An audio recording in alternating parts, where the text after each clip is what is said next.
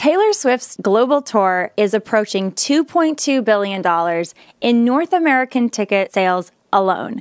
Meanwhile, women are flocking to the movie theater to see Barbie, which has passed $1 billion at the box office. Some are saying that Taylor Swift's tour may be the highest grossing, most lucrative tour of all time. I think there's a deep hunger for the representation of the feminine, the color pink, the feminine experience, the love songs that Taylor sings about her ex or her dream man. All of this is part of the feminine experience. Could it be that in a world that is pushing women to be more like men, while at the same time often denigrating men, there exists a deep hunger for the feminine? But is femininity the color pink? Or what is true femininity? Of course, I would argue femininity can include the color pink, but it is so much more.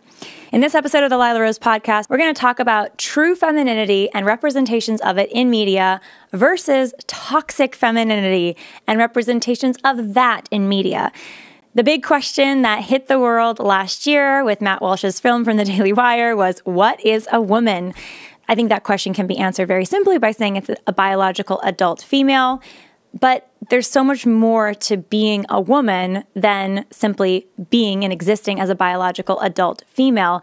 The way to live out one's femininity involves so much. And so what does that look like? What does true femininity look like? And then what are all the sort of false models that are out there today in femininity? Recently, as an example, Lizzo, the pop singer, has been accused of the sexual harassment of her staff. She's somebody who is very much on the pro-body positivity train. She is someone who's very publicly very overweight. She's a very talented artist, but part of her persona is to celebrate being very overweight, and many people criticize both the sexual harassment and her celebration of obesity as a problem.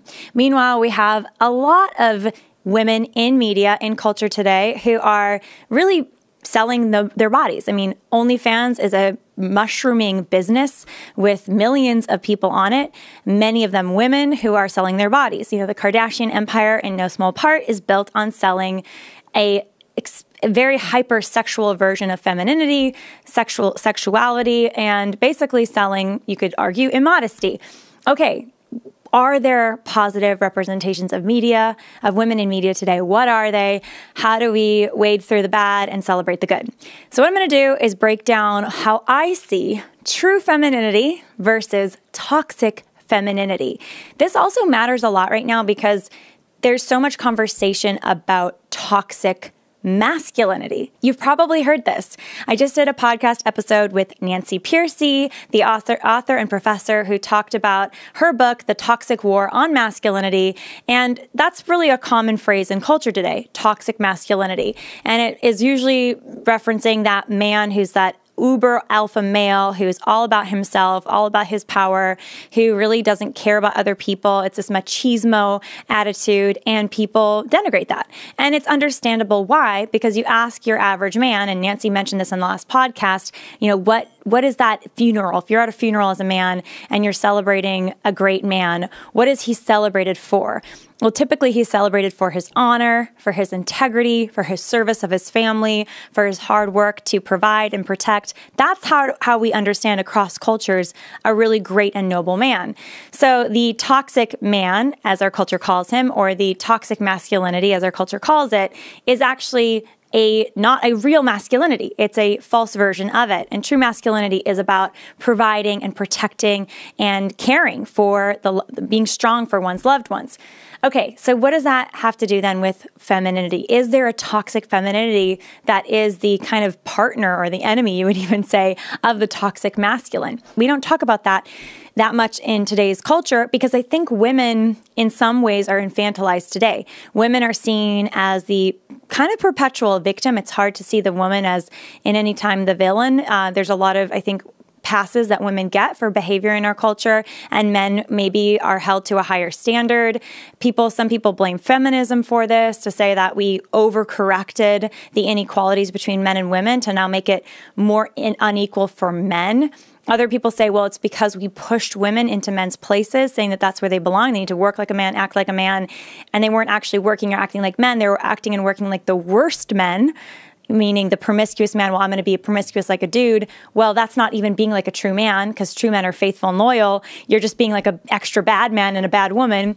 So all of these conversations are happening, which I think is good. But I wanted to break down what I see as the toxic feminine, because I do think it exists today. And the toxic feminine today, the first reality of the toxic feminine today, in my opinion, has to do with, people call it narcissism, and that could be kind of a clinical personality disorder name you could give it. But the attitude that it's all about me. It's all about me. So the toxic feminine is obsessed with oneself to the point of not acknowledging, valuing, or caring for other people. So the toxic feminine is, it's always not my fault. It's always other people's fault. I'm always the victim. I'm not going to take responsibility. It's a hyper obsession with one's own physicality, one's own beauty, or one's own career, or one's own anything. And it is so self-focused and self-absorbed that it doesn't make space for love, ultimately. Because love is about willing the good for other people and ultimately receiving good from God and other people. You can't do that if you're totally obsessed with yourself. Unfortunately, a lot in our society is encouraging women to be obsessed with themselves, all about self-actualization. I mean, the entire pro-abortion movement today, as they call it, the women's rights movement, which is such a crazy misnomer to say that women's rights are to kill a baby, which include a lot of mini females in the womb, tiny females. But the whole idea of women's rights is your power to kill a person, a human life in you, your own child, son or daughter. Think about how crazy that is and how much that is toxic femininity, to say that my power as a woman is to kill another woman or man, a boy or a girl in my womb.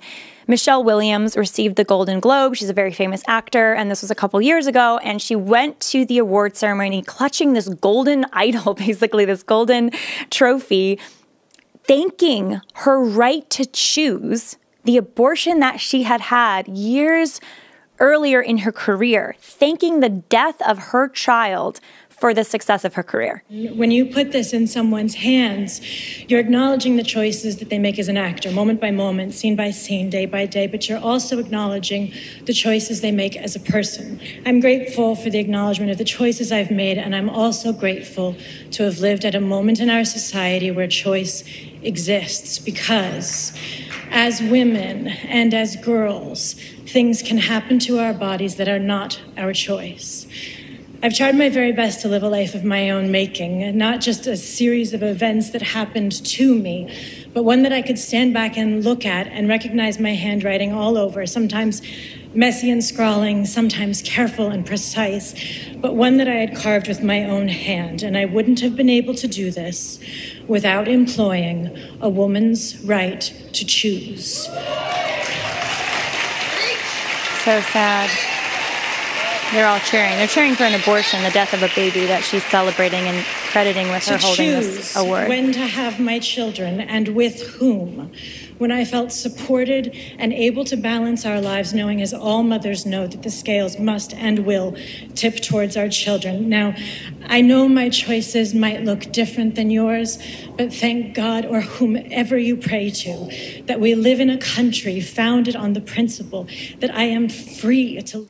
I mean, it's completely picturesque, clutching that literally a golden trophy that's going to turn into dust, in the future at some point. Like, that does not have an eternal soul, that has no, human value, as the reason she was glad that she killed her baby, that she exercised the right to choose, as she said it.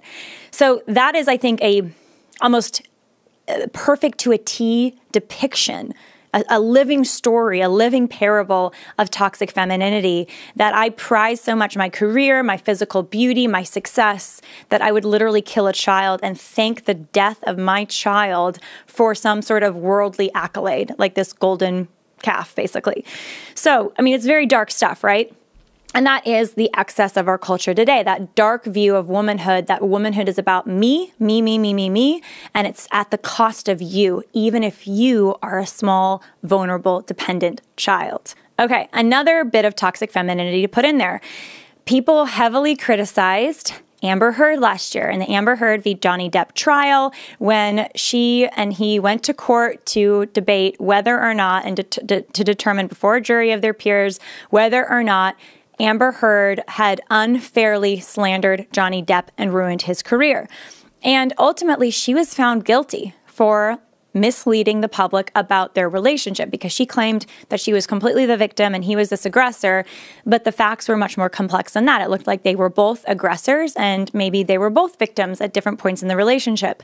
I found the whole trial very sad, quite frankly, and heartbreaking that the whole world was just glued to the screen watching this really train wreck of a relationship playing out.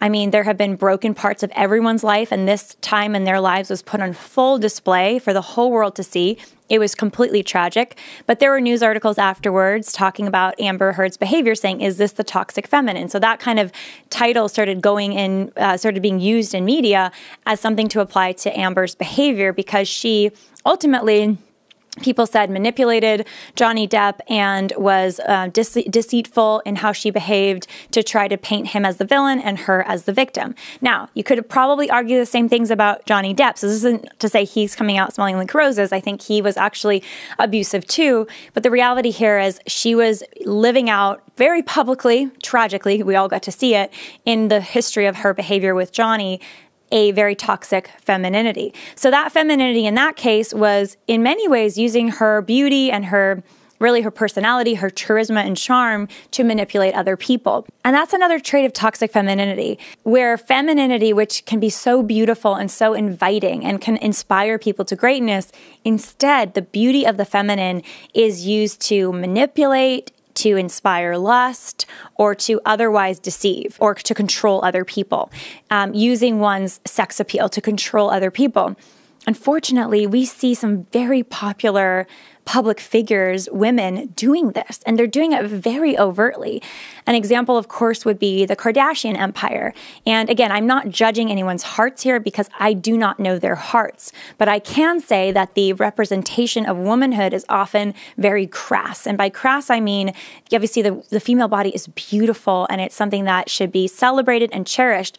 But when you're overtly using your sexuality to sell things, your body parts to sell things, to inspire lust or greed or envy, that's where it crosses the line. And that's what pornography ultimately is. Pornography is not about respecting one's body and respecting other people's bodies. It's about hyper-objectifying yourself to inspire lust in other people. And unfortunately, a lot of the Kardashian empire has used actual lust and scandal around sex in order to build their monetary empire. I mean, Kim Kardashian's career was launched with a sex tape, and so much of her persona online is hypersexual. I mean, there's these very infamous images of her hypersexualized in order to attract attention.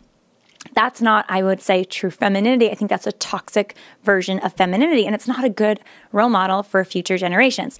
Now, again, I'm not trying to attack Kim Kardashian or any Kardashian personally here. I think that I'm sure they have good intentions, and I think that they can be really good role models, but I think it's important to call out that part of toxic femininity today, just like a man's toxic masculinity, can be using one's power. Men at large are more physically powerful than women. Men's toxic masculinity can be, rape and assault and attacking women and attacking those that are vulnerable, using your physicality to harm other people.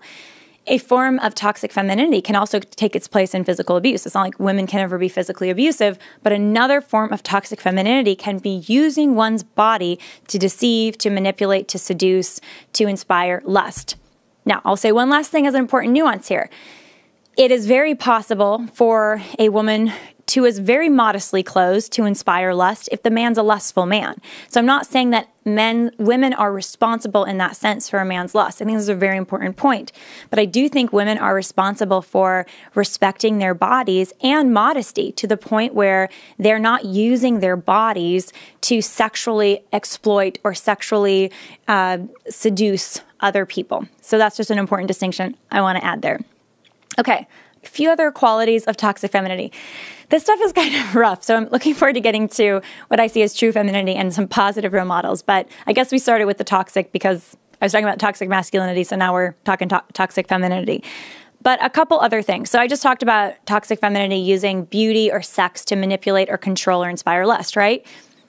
Another toxic version would be rejecting feminine beauty altogether. I think that's also a toxic femininity. So if you reject your femininity, you hate your body, if you are at war with your body, you're not going to be able to live your feminine beauty and genius. Obviously, there's extreme cases of this with gender dysphoria where women actually or girls actually hate their bodies or are trained to hate their bodies. We had a great interview with Chloe Cole about this. We talked to Dr. Marion Grossman about this plague, the social contagion of hitting young girls today who just hate their body going through puberty. And so they just want to destroy their female body and be boys. They don't want their breasts. They don't want to go become curvier. They hate that about themselves. This is tragic. And I would say in this case, it's kind of a toxic femininity that is imposed on them by a emotional disorder or a mental health disorder that they're struggling with, and they need love, care, and support. But what happens in a society that weaponizes toxic femininity and tells girls, oh, you should be this way. You should hate your body. Or if you believe you're born in the wrong body, then you must be. And we will literally help you go to war with your body by having a double mastectomy, like in the case of Chloe Cole, the young girl who had a double mastectomy at just age 16, or in the case of countless other girls going through this. So toxic femininity also isn't just about exploiting one's feminine sexuality to control and to inspire less, but toxic femininity can also be about a rejection of one's feminine and a coldness towards one's own femininity. All right, a couple other things that I think are important. I think toxic femininity also sees men as conquests and as enemies. So it's two things, one or the other. Conquest, I'm going to conquer this man and I'm going to control him and seduce him and manipulate him. Or toxic femininity could be, I want to compete with this man. I'm at war with this man. He's my enemy. He's against me. And I do see this in certain strands of feminism today where sometimes men are just seen as all bad and all the enemy. Basically, we take the worst men and we say that's all men, and that's wrong. I think the Me Too movement had a lot of good aspects to it to call out sexual behavior or assault and bad behavior in the workplace and to condemn it. But when you do that, take it to the point of believe all women and that any woman accusing any man is always right and that a man has no defense for themselves if they're accused of anything, I think that's where it becomes toxic to say that women are always the victim, men are always the villain, and that men can always be the enemy. I don't think that that's true. Okay, a couple other things. Toxic femininity, I mentioned this earlier with Michelle Williams, hates fertility, hates children, hates our ability, our unique superpower as women to be mothers. Look, your ability to bring life into the world as a woman is what makes you uniquely a woman. Now, that doesn't mean every woman's going to be a biological mother. Maybe there is a problem and they're not able to be, or maybe they're not called to be that because they will never marry. They're not called to marriage. That can be the case for many women, and that still means they can live out their femininity in other ways.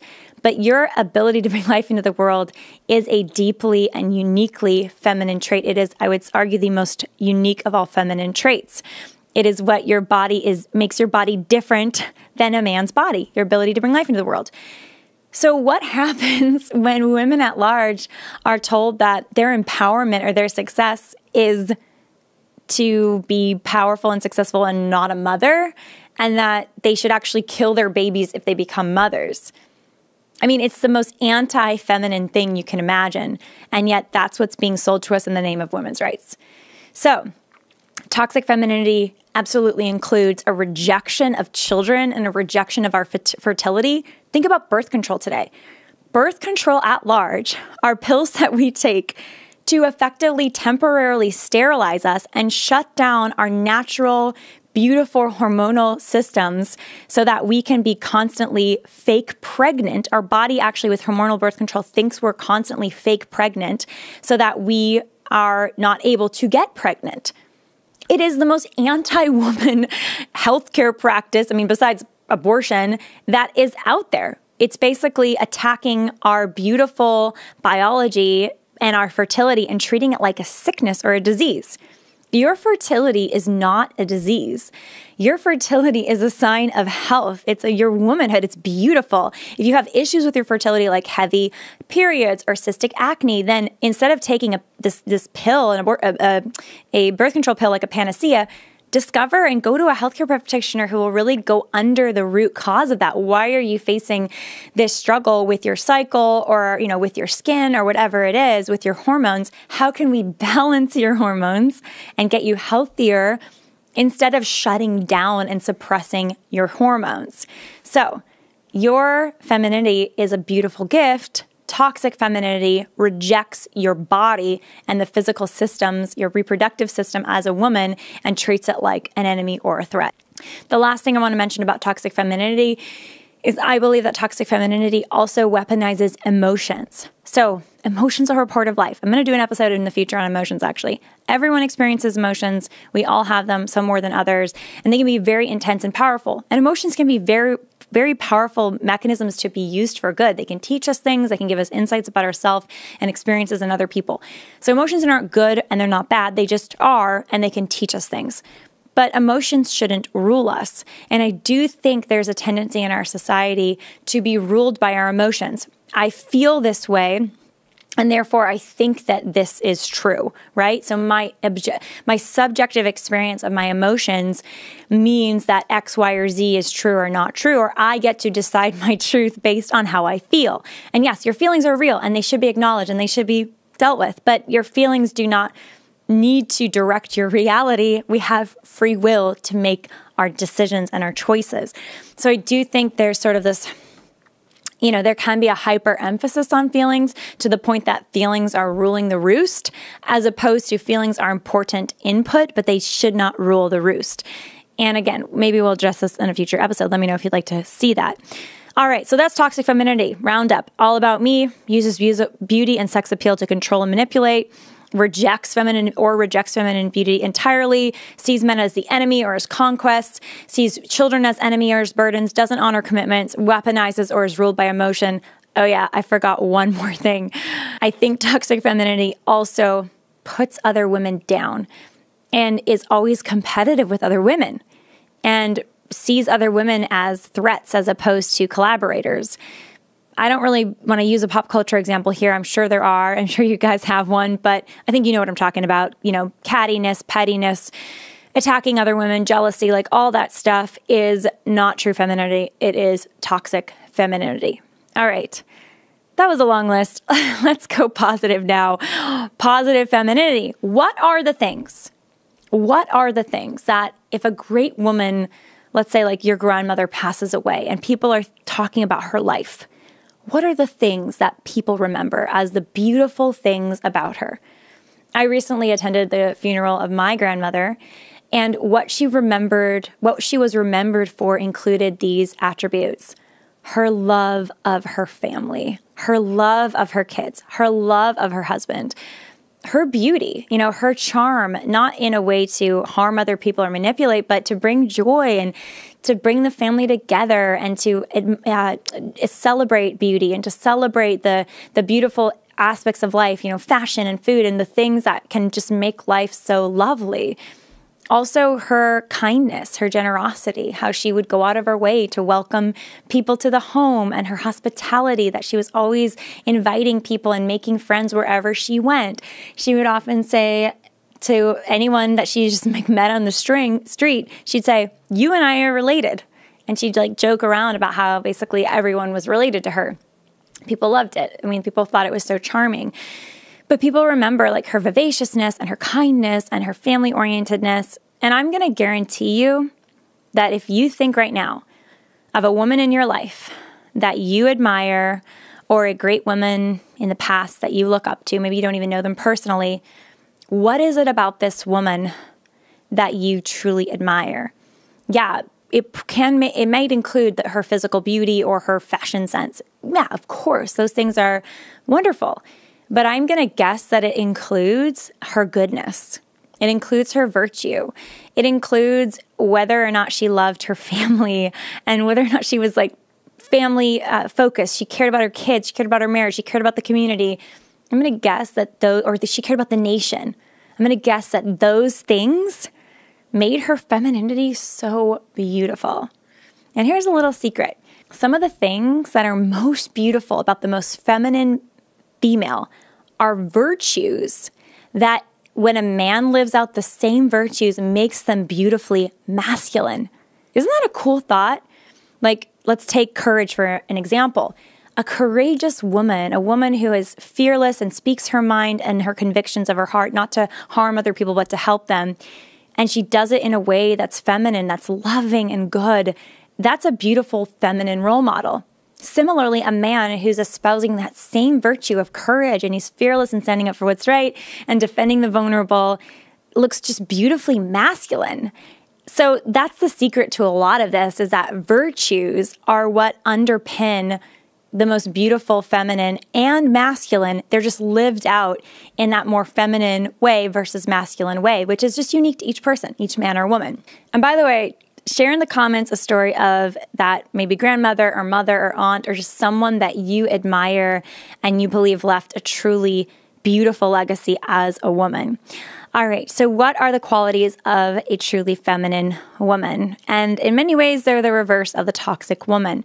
So first of all, there's someone who works in harmony with other people in their community. You know, they're focused on interdependence and love, not radical, I'm all about myself, but they're focused on, I love other people and I love my family. And if I have children, I love my children. And I am focused on, honoring my parents. And if I'm married, honoring my husband. And they're focused on love. Love is about wanting the good for other people, as well as you want the good for yourself, to be loved. And that feminine woman has that in spades. She just exudes love, and she's about, I use that word, interdependence. She recognizes that, yeah, she's responsible for her actions, but she needs other people, and other people need her. And that's a beautiful thing. Another thing about true femininity is it celebrates true beauty and our femininity. I mean, that's why I think Barbie is so popular right now, is it sort of taps into this desire to celebrate the feminine. And yeah, I'll have some criticisms of sort of the ideology of the film too, but the thing that's clearly attractive about it is that it's celebrating this very feminine presentation. And I think people are hungry for that. And that's a beautiful thing. Like, you look at past female role models or women in history, especially like recent history that people admire, and you think about like Grace Kelly of Monaco, the Princess Grace. She was so exquisitely classy. Like, her wedding dress with the lace sleeves and the way she carried herself, it exuded a confident, gentle femininity. Or people admire Princess Diana. What are some of the qualities we admire in Princess Diana? Her fashion, her vivaciousness. Also, she seemed very intentional about caring for the vulnerable and the poor. She seemed very much caring for her family. Now, you could also have criticisms of Diana and her behavior, of course, but generally speaking, she's beloved for this presentation of the feminine and for this winsomeness that she had. Another example of a universal role model for many people is Mother Teresa. Now, Mother Teresa isn't known as like the fashion icon. She wore one dress her whole life. She wore the blue and white sari. But Mother Teresa, not being a cover model for a fashion magazine, was more influential than arguably any model in human history because of her acts of love. And she lived out her femininity in service of the poorest of the poor in Calcutta, India. And she was just lovely and beautiful in being a mother. Even though she wasn't a biological mother, she was effectively an adoptive or a spiritual mother of so many souls. So she lived femininity in a clearly beautiful way, even though it wasn't that overt representation of beautiful femininity in one's appearance. As a girl, I actually put a picture on my wall of Mother Teresa's feet. So her feet were just very sort of tangled and weathered by walking basically barefoot on the streets of Calcutta. Her toes were bent in and she had calluses. And, this was not like the feet of a woman who gets pedicures. I'll be honest, I get pedicures. Mother Teresa did not get pedicures. But I put that on my wall as an example of true beauty. I mean, she had the feet of a servant of others, of a loving mother who sacrificed her entire life out of love for others. Now, She didn't sacrifice to the point of self-harm. I think that's an important note. Mother Teresa was actually really intentional about getting her sleep. She was super intentional about prayer. She required all of her sisters to actually, and the missionaries of charity, to actually take tea time every day and take time to have tea together and like commune together. So part of her femininity wasn't just like work and toil and, having damaged feet, but it was about caring for her body and caring for the other women entrusted to her leadership. All right, a few other things about true femininity. What is it that we so admire? Let's say Jackie Kennedy. She's another icon for many women today. She was very classy. She was very feminine. Well, I think it was that Jackie Kennedy was you could argue, long-suffering wife of her husband, a president.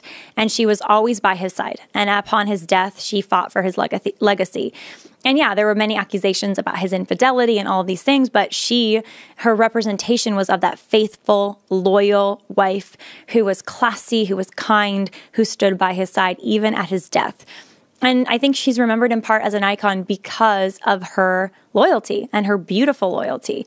Again, I'm not making a judgment here about like, you should be loyal to a cheating man or anything like that. I'm just saying what we admire about her largely is that commitment that she had, her classiness, but also what was an apparent commitment. People saw it as a commitment to her marriage and to her nation, quite frankly, to her nation and to her marriage. So I know this is controversial, but recently Michelle Obama, former First Lady of the United States of America, made some really beautiful comments about marriage. Now, I do not support Michelle Obama's politics.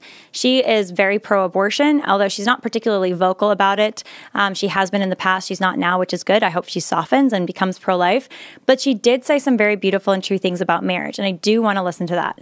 We've been married for 30 years. I know. If I fell out with him for 10 and we had great 20 years, I'd take those odds anytime. But we glamorize marriage. And in this day and age, marriage is more about the dress and the dresses and the proposal and the honeymoon and all the stuff around it. And young people aren't ready for the real of marriage.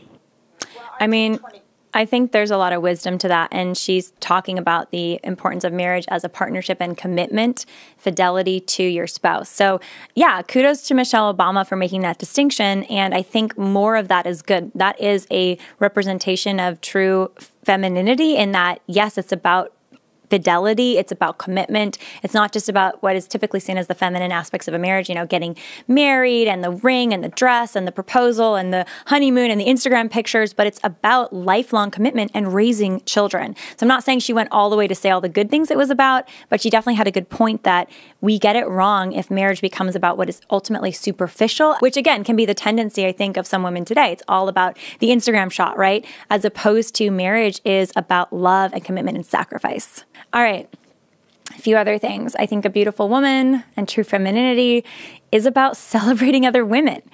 We don't need to be competitive with each other as women.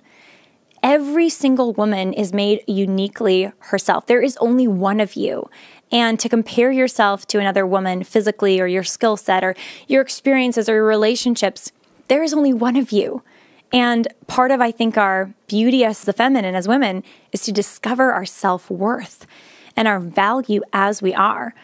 Now, it can be hard to do this if we didn't have unconditional love growing up, especially from a male figure like our fathers. I mean, there can be wounds with this, but it's in discovering and healing our sense of feminine identity and valuing just the way you look with every bit of your facial features, every bit of your personality. Love the way that you are. And yes, you want to be better. You want to be healthier, stronger, wiser, of course, but accepting yourself and valuing the gifts and the attributes that you have been given helps you not compete with other women, helps you not be jealous or envious or have there to be strife or disharmony. And I think a true femininity has a confidence and a prizing of one's own beauty. However that is, each person's different. And that doesn't put them in competition with other women. So celebrate your femininity, celebrate the unique woman that you are and that nobody else is. Couple more things. The feminine woman and the true feminine woman is really a celebration of the ability to be a mother. Our femininity is very much tied to our ability to mother and children. I do think if we are not excited about children. Not that we would have them ourselves, because we're not all called to that, but if we don't understand how beautiful a child is, I think that has to do with something at war with ourselves, actually, that we need to tap into. Part of the feminine is celebrating the child and the beauty of that little child and the dependence of that child on us and the need for feminine nurture and love, as well as masculine nurture and love. So if you as a woman are living out your true femininity, you'll be celebrating your fertility. You'll be celebrating the ability of a woman to be a mother and prizing children. I think the fiercest defender of a child should be his or her mother and father, but the mother should be fiercely protective of her baby, of any baby that she comes across. And that's what the pro-life movement is built on, is a fierce protectiveness. That's why I'm pro-life, because I've been able to tap into that femininity inside me of fierce protectiveness for the child, and I'll do anything to fight for the child. And that's why the pro-life movement is populated with so many women. I mean, men should be protective too, but you're a woman, you can bring life into the world. You want to nourish and protect that life. And so true femininity is about celebrating our superpower as women, which is to bring life into the world. One last thing is that women and true femininity is about honor and character. It is about keeping commitments. It is about, rising above maybe even our own emotions to choose what is right, even when it's hard. And I think that when we look at like St. Frances Cabrini, there's a movie being made about her that's fantastic right now. And she is this woman who courageously left everything she knew in Italy to come with no money to the United States. She was rejected because she was an Italian immigrant and she was seen as less than.